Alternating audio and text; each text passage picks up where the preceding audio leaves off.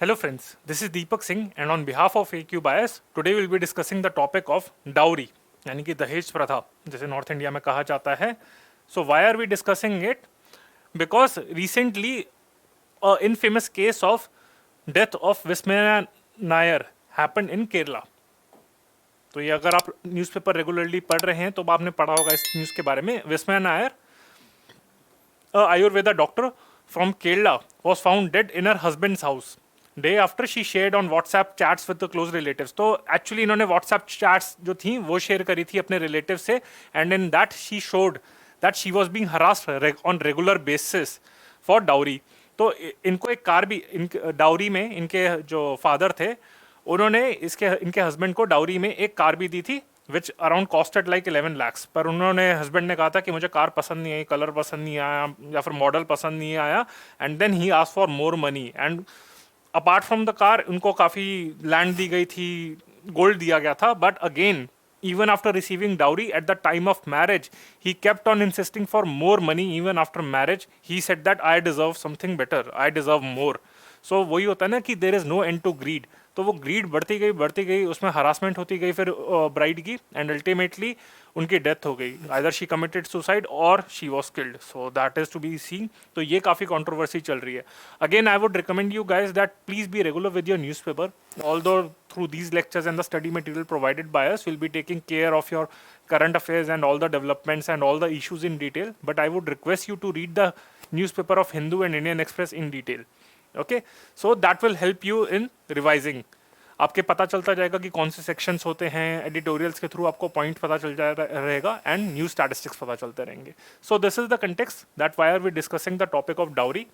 So I have divided the topic of dowry into 2 lectures.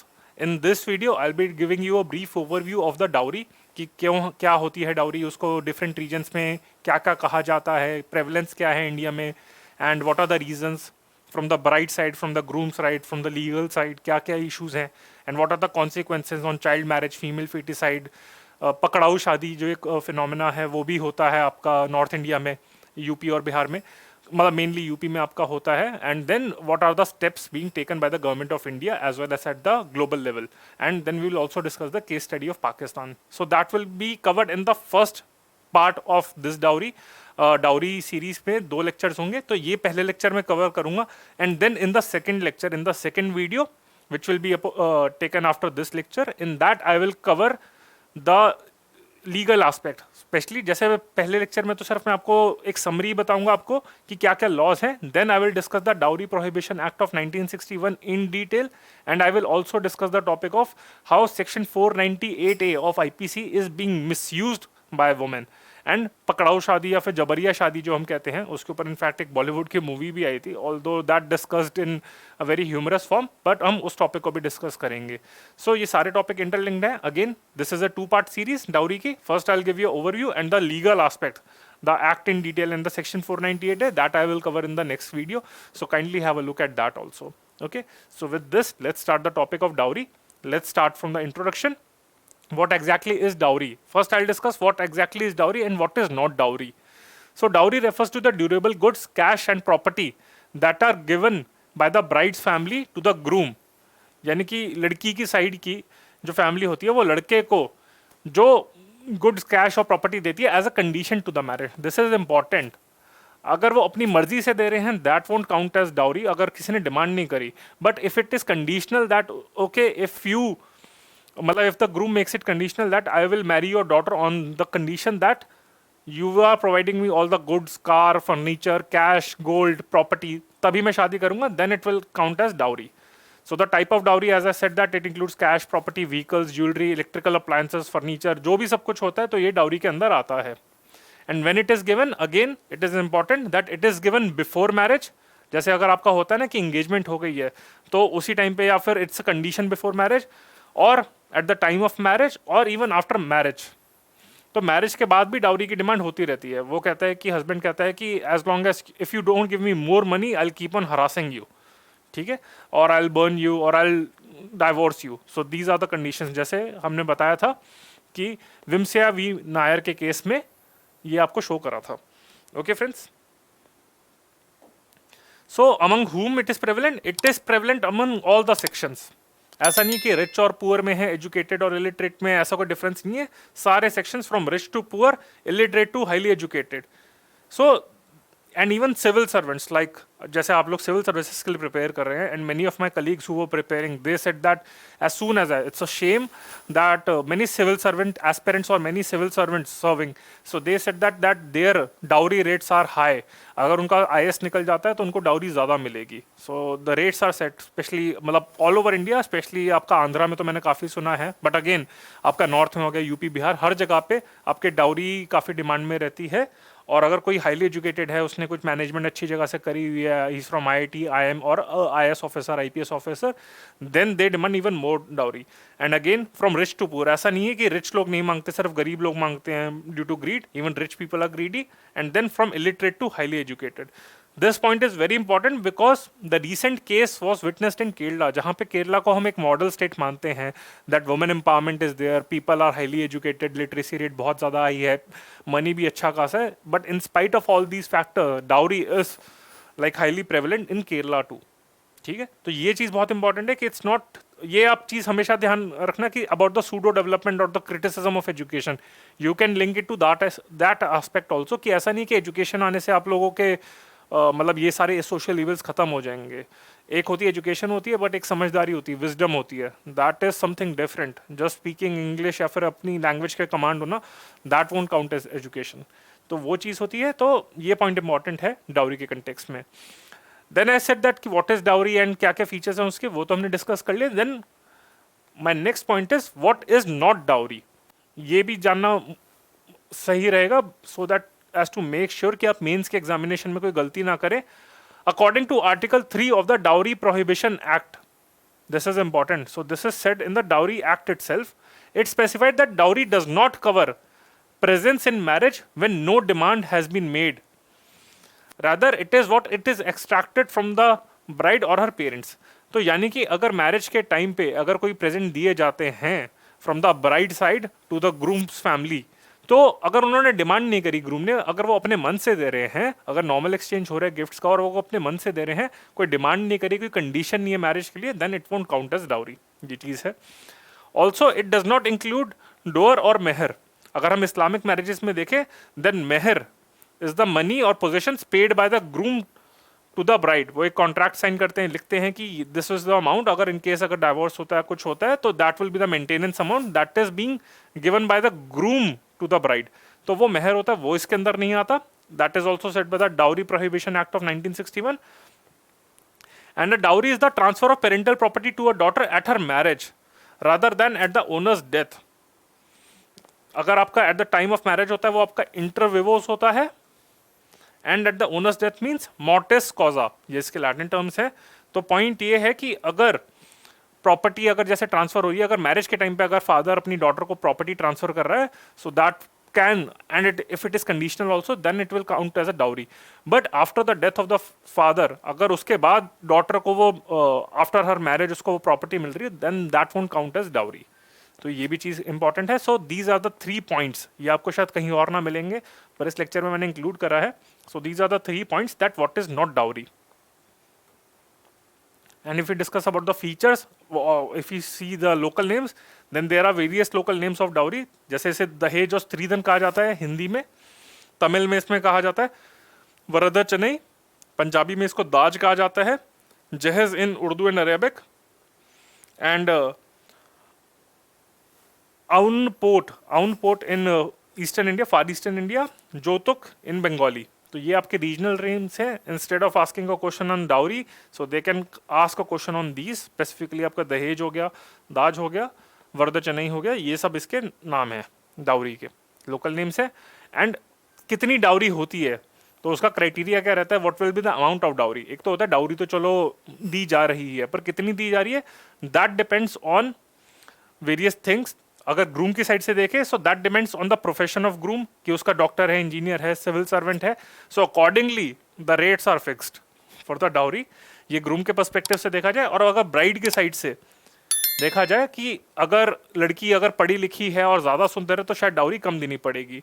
और अगर उसका social status high है, तो depending on that dowry is given. अगर वो ज़्यादा एजुकेटेड है तो डाउरी ज़्यादा ना देनी पड़े, और अगर वो ज़्यादा सुंदर है तो शायद डाउरी ना देनी पड़े। But if she is not that good looking, अगर कंपैरेटिवली, और अगर किसी लो स्टेटस की लो कास्ट में अगर वो बॉर्न हुई है, तो हो सकता है उसको डाउरी ज़्यादा देना पड़े। And again groom can demand a higher dowry if he is a engineer, doctor और बिजनेसमैन और ब्यूरोक्रेट।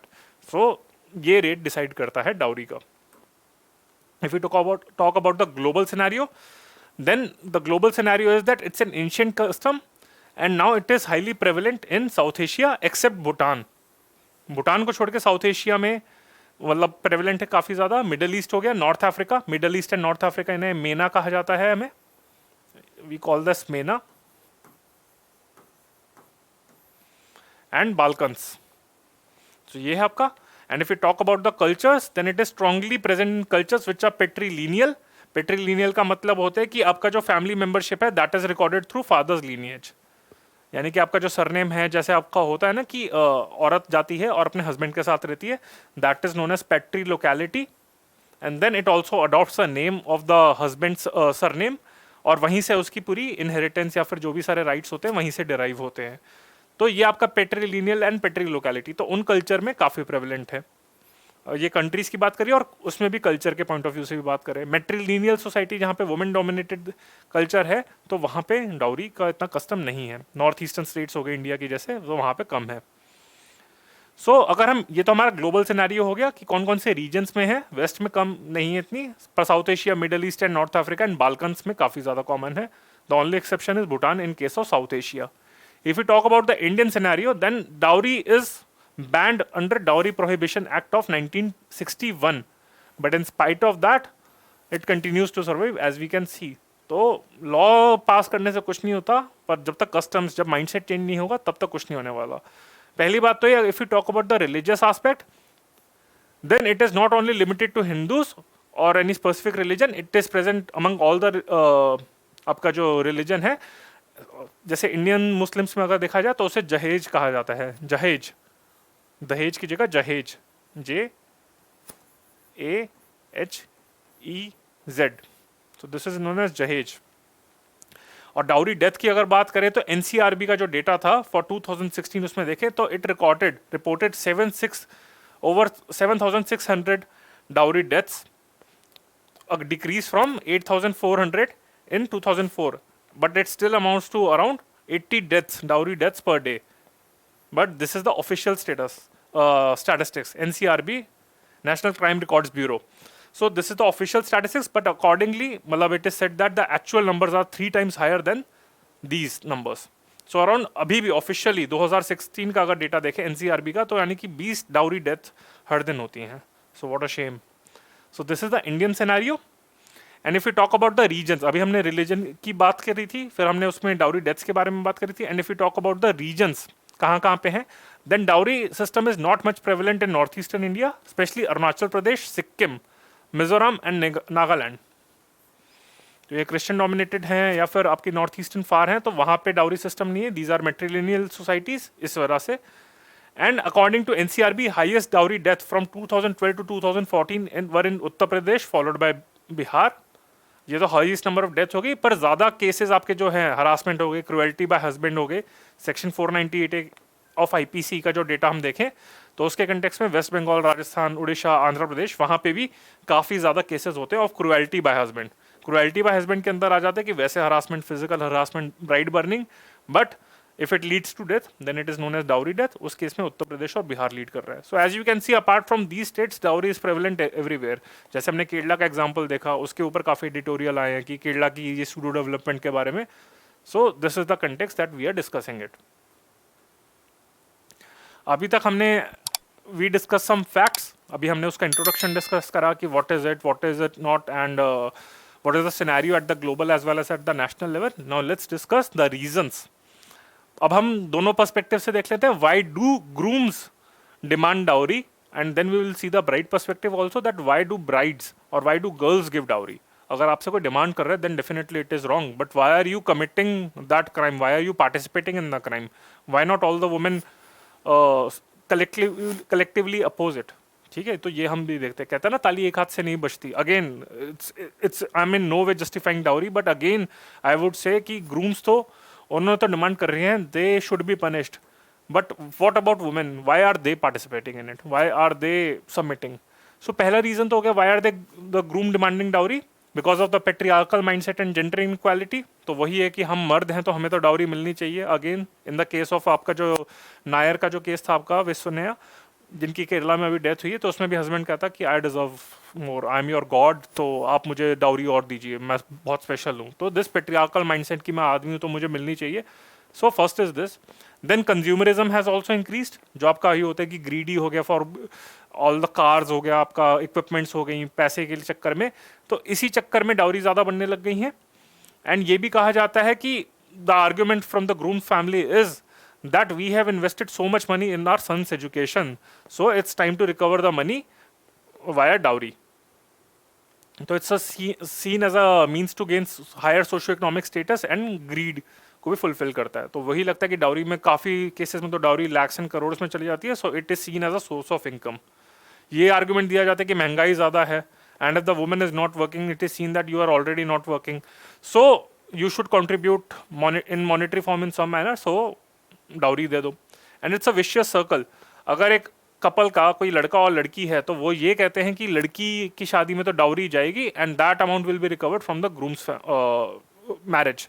तो ये एक विशियस सर्कल है। ऐसा नहीं है कि वो डाउरी देते हुए भी क्रिप करते हैं, पर कहते हैं अब हमने अपनी बेटी की शादी में तो डाउरी दी है तो हम अपने बेटे की शादी में डाउरी रिकवर कर लेंगे। So these are the arguments from the groom side. मतलब एक लड़का जो है वो क्या आर्गुमेंट देता है। Now what will talk about the other side of the coin, जो कहते हैं ना दूसरे जो ताली दोनों हाथ से बजती है, तो दूसरा हाथ भी देख लेते हैं कि why do brides give dowry. Firstly, it is gives a false notion of social status by both the parties. It is quite surprising that a girl boasts कि मेरे पिताजी ने इतनी डाउरी दी है। काफ़ी कल्चर्स में मैंने देखा, काफ़ी लड़कियों से मिला हूँ तो उन्होंने ये कहती हैं कि हमने इतनी डाउरी दी है, और उसी के अकॉर्डिंग उसका स्टेटस देखा जाता है अमंग द पीयर सर्कल, अपने खुद के रिलेटिव्स में और उसके अपने इन लॉज में भी, कि if she give more dowry then she has a higher social status, उसे लगता है। देन साथ में मैंने आपको ये भी कहा था फैक्टर्स दैट डिटरमाइन डाउरी, तो उसमें यही होता है कि it depends on the girls education and employment status. If the girl is not that educated और उसकी कम एम्प्लॉयमेंट होती है, और if she is not that good looking, तो उस केसेस में it's more like a bribe कि हमारी बेटी को हायर कर लो अपनी शादी के लिए, उस घर में हायर कर लो। तो it's more like a recruitment होता है ना, आपकी डोनेशन दी जाती है स्कूल्स में कि भाई बच्चे को हायर कर लो, उसके नंबर तो कम है पर डोनेशन ले लो, तो उसी तरीके से डोनेशन होती है। तो it's kind of a bribe, और ये तब दी जाती है कि if she is not that educated और employed. Then it also happens because of a aspiration of the bride to marry in a high and rich family and a higher caste. तो जो अगर लोअर कास्ट की कोई लड़की है, मतलब काफ़ी सोसाइटीज़ में अभी भी प्रेवलेंट है कि अगर लोअर कास्ट की लड़की है और उसे हायर कास्ट में शादी करनी है, so this is known as anuloma marriage. ये आपने सोशियोलॉजी में पढ़ा होगा सोशल इश्यूज़ में, but you can also use in your general studies lecture अपने आंसर में। तो anuloma marriage which are also known as hypergamous marriage system. तो उसमें लोअर कास्ट की लड़की हायर कास्ट के लड़के से शादी कर रही है ताकि शादी के बाद उसकी कास्ट चेंज हो जाएगी। सो इस कंटेक्स्ट में भी वो कहते हैं कि चलो अभी डाउरी लगा दो। इट्स मोर लाइक आपको कहते हैं ना कि इंडिया से आपको यूएस जाना है तो फीस भर देते हैं एक टाइम पे, बाद में तो लाइफ सेटल हो जाएगी। So that is the reason. And another reason is there are the inheritance laws are very much weak. So problem ये होती है कि जब अगर मतलब एक आदमी है, उसके एक लड़का है एक लड़की है, तो लड़की को मतलब लड़के के नाम पे ही प्रॉपर्टी ट्रांसफर कर दी जाएगी, पर लड़की की शादी हो जाती है तो कहते हैं कि you don't have any share in the marriage, मतलब इन द फैमिली प्रॉपर्टी। तो so as to compensate that, अब ये पॉसिबल होता नहीं है ज़्यादा क्योंकि इनहेरिटेंस लॉज हमारे वीक है। आइडियली दोनों को ही प्रॉपर्टी में शेयर मिलना चाहिए, बट फैमिली प्रॉपर्टी में शेयर नहीं मिलता, तो ये कहा जाता है कि लड़की को एज अ कंपनसेशन कि चलो हम तुम्हें डाउरी दे देंगे, तो जो पैसा तुम्हें इनहेरिटेंस में मिलना था we will give you as your dowry. So this will ensure your financial security in old age in case you become a widow और if the husband is not working, if he is negligent. So this provides a financial security, this argument is given. So theoretically it is said that this will provide you financial security, but in most of the cases the amount which is given as dowry that goes to the husband, तो husband उसका control ले लेता है, the woman doesn't have financial security. So these are the arguments from the bride side, from the groom side as well as from the bride side. False notion of social status, weak inheritance clause, if the girl is not properly educated or employed, and aspirations to marry in a higher class and higher caste. And from the groom side is patriarchal mindset, rising consumerism, inflation argument to supplement recover the amount spent on groom's education, and then it's a vicious cycle, that is recovering dowry which was given in daughter, that is recovered from the son's marriage. तो ये हो गया हमारे आपके groom side के arguments, bride side के arguments, and then some other reasons are, first is legal loopholes और poor implementation of the acts. That is, the provisions of the Dowry Prohibition Act are quite vague, so that's why these are being misused. And then there is poor enforcement by the police and the courts. And women also don't implicate their husbands due to fear of society. उन्हें लगता है कि अगर औरत को लगता है कि अगर डावरी हरासमेंट हो रही है, so they silently keep on suffering through it, because उन्हें लगता है कि अगर हमारा डाइवोर्स हो गया, so that will be seen as a taboo. Although divorce rates भी बढ़ रहे हैं अगर जहाँ पे मैरिटल ब्रेकडाउन हो रहा है, बट काफ़ी केसेस में women fear of divorcing their husband, so they keep on suffering it, so they don't also report the cases. And last but not the least, it is regarded as a part of our society, tradition and culture, religion में. जैसे आपका ancient code of Manu है, मनुस्मृति में, so he sanction the dowry and the bride wealth, that was sanction in ancient India. तो कहा जाता है कि तो डाउरी, दहेज प्रथा तो पहले से ही आ रही. दहेज प्रथा, प्रथा मीन्स कस्टम, जो आपका प्रथा होता है ना, okay I will write in this, दहेज प्रथा, सो इट मीन्स कस्टम, दहेज का custom. So it's a part of our culture and custom. Although it doesn't mean that it is right, it is definitely wrong, क्योंकि culture ही है, यानी कि फिर में प्रॉब्लम है. तो ये आपके रीजंस हो गए डाउरी के. Now let's discuss about the consequences of dowry. इसके काफ़ी सारे कॉन्सिक्वेंसेज हैं. Let's see one by one. Firstly, it's a form of domestic violence. जो हम डोमेस्टिक वायलेंस एक्ट में पढ़ेंगे तो there are various types of domestic violence. आपका हो गया फाइनेंशियल, हो गया मेंटल, हो गया इमोशनल, हो गया फिजिकल, हो गया. तो these are the 4-5 forms of domestic violence. And dowry तो फाइनेंशियल तो हो ही गया, क्योंकि फाइनेंशियल हरासमेंट होती है, मेंटल इमोशनल भी हो रही है, because they don't love you, they love you for your money. और फिजिकल में हो गया आपका ब्राइड बर्निंग का जो केस होता है, फिर वहाँ पे खाना ढंग से नहीं दिया जाता, एसिड अटैक कुछ केसेस में होते हैं, एक्सट्रीम केसेस में, and then dowry death, bride burning से या फिर इन जनरल भी डाउरी डेथ हो जाती है. So it's a form of domestic violence. It leads to domestic violence, dowry. Then it also, अगर हम उसको दूसरे एंगल से देखें, it serves to commodification of commodify women. That is, it leads to commodification of women, which equates women worth with the value of the dowry. तो ये commodification of women का include करता है. So whenever we are talking about the commodification of women, so that includes two parts. एक तो ये होता है, जैसे आप एडवर्टीजमेंट्स में देखते हैं कि a women is only portrayed in a very sexual form, कि ये दिखाया जाता है कि अ वुमन इज ओनली जज on the basis of her looks. ये दूसरा हो गया. एक ये पहला हो गया, वो हम अलग से डिस्कस करेंगे इनडिसेंट रिप्रेजेंटेशन ऑफ वुमेन के अंदर. एंड साथ में हो गया कि a women's value is also equated to the dowry और हर पेरेंटल वेल्थ. तो दो चीज़ों में कमोडिफिकेशन हो जाती है, on the basis of looks के बेसिस पे हो जाता है, दूसरा आपका डाउरी के केस में हो गया. तो ये आपका दूसरा कॉन्सिक्वेंसेज हो गया. ये माइंडसेट, तो वुमेन को एक कमोडिटी की तरह ट्रीट करा जाता है, ये दूसरा कॉन्सिक्वेंसेज हो गया. Third is it leads to child marriage.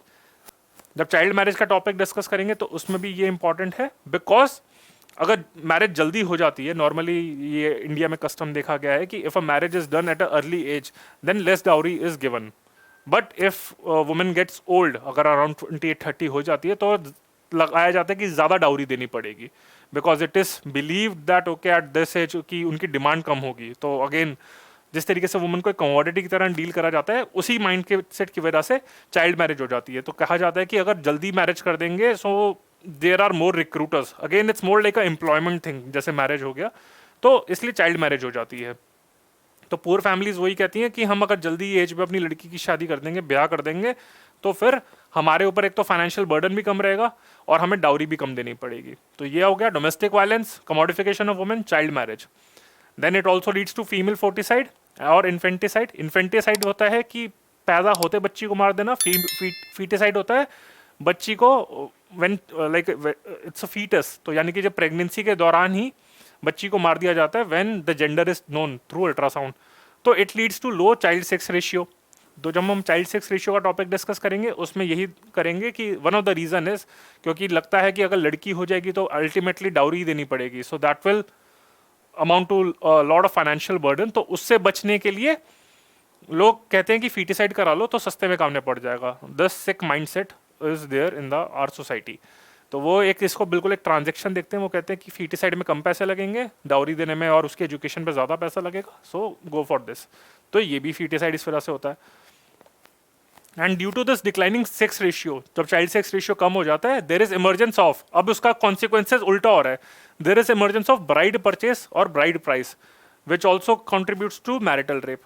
तो एक्चुअली क्या हो गया, हमने पंजाब हरियाणा में देखा था काफ़ी टाइम पहले भी, और अभी भी ये सिचुएशन है कि वहाँ पे चाइल्ड सेक्स रेशियो यानी कि सेक्स रेशियो काफ़ी कम है क्योंकि फीटिसाइड हो गया। डाउरी होती है, again I would say I will explain you. Dowry आपकी हो गई, it leads to female foeticide, it leads to low sex ratio, यानी कि 1000 लड़कों के लिए यानी कि 900 लड़कियां होंगी, सेक्स रेशियो कम हो जाता है। There is shortage of women, तो होता है marriage squeeze. Okay, and due to this, अब यानी कि लड़कियों की, again I am apologies from my side but I am talking in a very transactional manner here, क्योंकि यही माइंडसेट से एक्सप्लेन करना चाहता हूँ आप लोगों को। अब एक तरीके से लोग सोचते हैं कि it's a demand and supply thing, यहाँ पे प्योर इकोनॉमी चल रही है आपकी। It's, I know I am feeling ashamed to discuss this but that's true, better truth.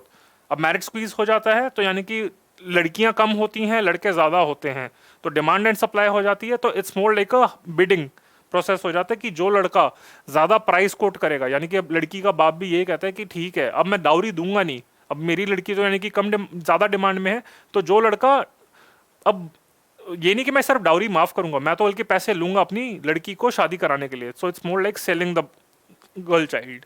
तो उस केस में फादर कहता है कि भाई जो ज़्यादा प्राइस पे करेगा तो उसको मैं अपनी लड़की बेच दूंगा अगेन। तो this leads to bride purchase. और जब ब्राइड परचेज होता है तो क्या होता है, अब for example if I am there and if I have purchased a woman, it's more like I would say transactional thing, तो फिर मेरा हक बन जाता है उसके ऊपर कि अब तो ये मेरी कमोडिटी हो गई है। तो then it also leads to domestic violence and marital rape, ये चीज़ होती है।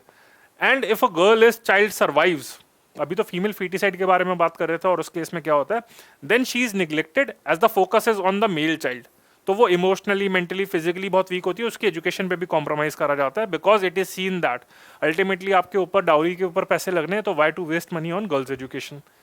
सो दैट ऑल्सो लीड्स टू आपका ये पुअर एजुकेशन आउटकम्स। फिर डाउरी के चक्कर में क्या होता है, parents spend their whole savings on dowry and marriage, so they get into poverty. काफी केसेस में ऐसा होता है, and some parents even commit suicide due to their inability to wed off their daughters. तो उस केसेस में होता है लोग पॉवर्टी में चले जाते हैं, और पॉवर्टी के बाद या फिर पॉवर्टी के टाइम से पहले ही that they can marry off their daughter, so they even commit suicide. And it also acts as an incentive for parents to accumulate black money.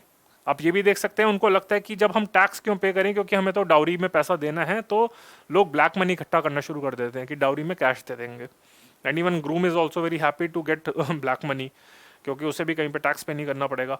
And as a counter reaction to this there is emergence of groom kidnapping. ये हम next lecture में वैसे discuss करेंगे, पकड़ाऊ शादी के बारे में। Groom kidnapping, इसमें एक्चुअली कुछ नहीं होता। वेस्टर्न यूपी वगैरह में ये होता है कि they people are so much fed up of giving dowry, so they have resorted to violent action. वो ये कहते हैं अब हम बहुत हो गया, अब हम बल्कि और वायलेंट हो जाएंगे। तो लड़की के माँ बाप क्या करते हैं, जो भी प्रोस्पेक्टिव ग्रूम होता है, दे हायर सम किडनैपर्स, और उनको कहते हैं कि भाई जो भी आपका लड़का इंजीनियर, डॉक्टर या फिर आईएएस बनने वाला है, उसको किडनैप कर लो, और जबरदस्ती शादी करा देते हैं। तो that is a counter reaction to dowry. Again it's also definitely it's bad जो ग्रूम किडनैपिंग हो जाती है, but it has emerge as a reaction to dowry, क्योंकि लोग भी कहते हैं ना हम कब तक सहेंगे। तो उत्तर प्रदेश वगैरह एरिया में यहाँ पे पकड़ाऊ शादी, which is also known as groom kidnapping. So these are the consequences of dowry. Domestic violence हो गया आपका, डिक्लाइनिंग सेक्स रेशियो हो गया, फीमेल फिटिसाइड हो गया, चाइल्ड मैरिज हो गया, कमोडिफिकेशन ऑफ वुमन हो गया, poor educational outcomes and poverty हो गया आपका, ब्लैक मनी हो गया, और इसका groom kidnapping. So it has all the social as well as economic aspect. Apart from this, it is also leads to violation of fundamental rights, Article 21 of the Constitution of India and Convention on the Elimination of all forms of discrimination against women, CEDAW. ये violence against women का जब भी आप answer लिखेंगे तो उसमें इस convention के बारे में जरूर लिखना. एंड देन ह्यूमन राइट्स के अगेंस्ट है. And it also leads to NRI marriages. Cases of Indo-Canadian men fraudulently return to India seeking a new bride, but then abandon the woman and return to Canada with her as soon as they dowry. अब actually NRI marriages में क्या होता है कि खासकर Punjab area में देखा गया है कि वहाँ से लोग कनाडा चले जाते हैं, तो डाउरी के लिए वो आते हैं इंडिया। वो कहते हैं कि यहाँ पे जो पंजाब में जो लड़कियां हैं या फिर नॉर्थ इंडिया में जो लड़कियां हैं, उनको भी लगता है कि फ्यूचर उनका बेटर फॉरेन में सेटल होके ही होगा। सो वो एक तरीके से कहती है कि हम डाउरी दे देंगे और आप हमें वहाँ पे कनाडा या फिर यूएसए लेके चले जाओ।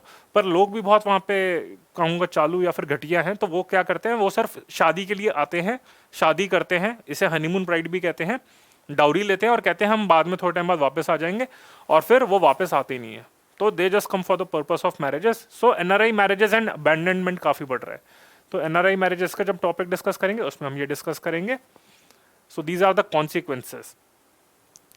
सो what all the steps have been taken at the global level, and then इसमें जो target 5.2 under sustainable development goal है, it calls for elimination of all forms of violence against women, तो ये है आपका।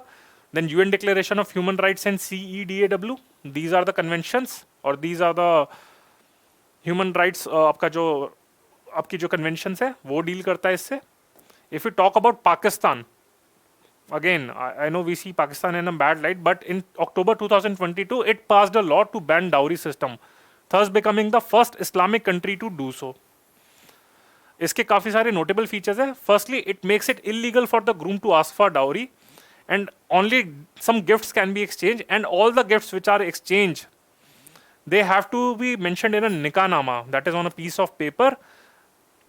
ये चीज़ होनी चाहिए, and the allowed gifts will be just clothes for the bride only and bedsheets. तो यानी कि इतना स्पेसिफाई कर दिया कि कोई ज्वेलरी वगैरह नहीं, सिर्फ आपके जो कपड़े हो गए लड़की के या फिर बेडशीट्स हो गई, सिर्फ वो दी जाएगी।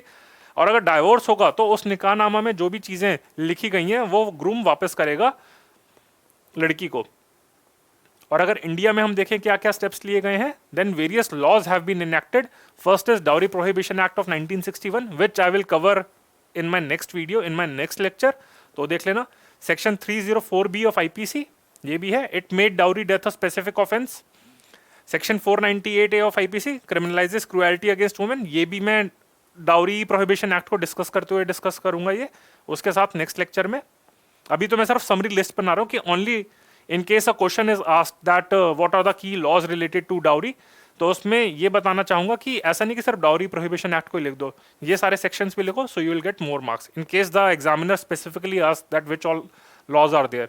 Then Domestic Violence Act of 2005, it also criminalizes dowry death, dowry harassment, and Section 113B of the Evidence Acts, which creates an additional presumption of dowry death when it is shown that before the death, women had been subjected to cruelty on account of dowry demand. So जो अभी जो recent case हुआ है केरला में,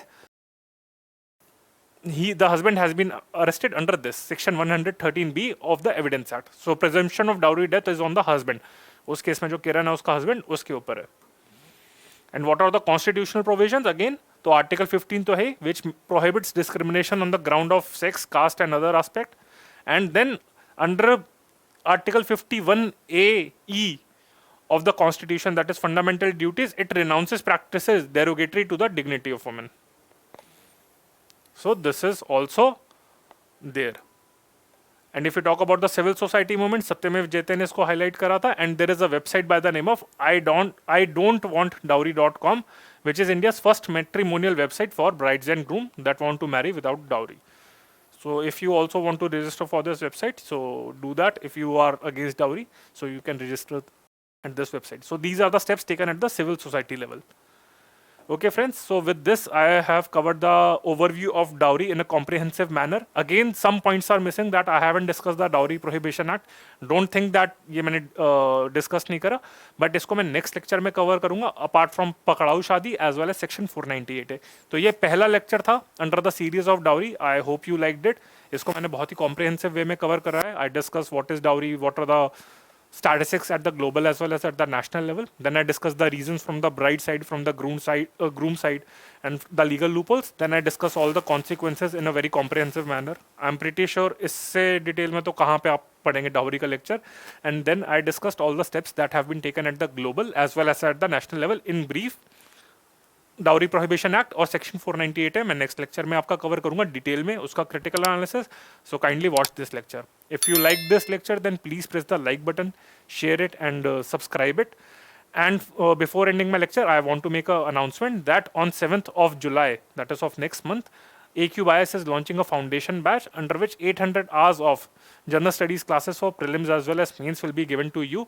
Out of this, 80 hours of current affairs will be there. Apart from that, we are also launching optional subjects on history, geography, polity, and IR, sociology, and public administration. So kindly enroll into this. Okay, friends. I hope you had a good time. So this is Deepak Singh on behalf of AQ Bias. Bye.